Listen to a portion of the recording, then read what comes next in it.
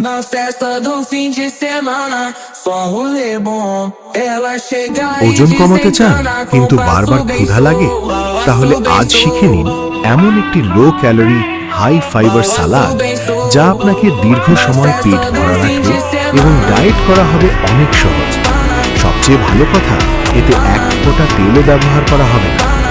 সালাদ বানানোর জন্য প্রথমেই 1 কাপ কুচানো বিটরুট, একটি মাঝারি শসা পাতলা কাটা, একটি গাজর কুচানো আর 1 থেকে 2 টেবিল চামচ লেবুর রস, সাথে স্বাদমতো লবণ ও সামান্য গোলমরিচ গুঁড়ো দিয়ে সালাদটি বানাতে হবে।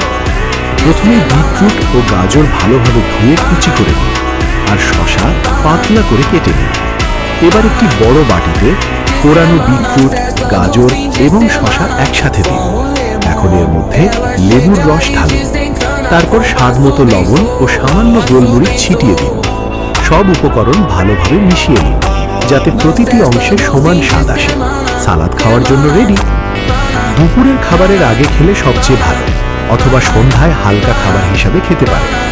ডায়েটের সময় মেইন মিলের সাথে খেলে ক্ষুধা কমায়। কেন এই সালাদ এত কার্যকর?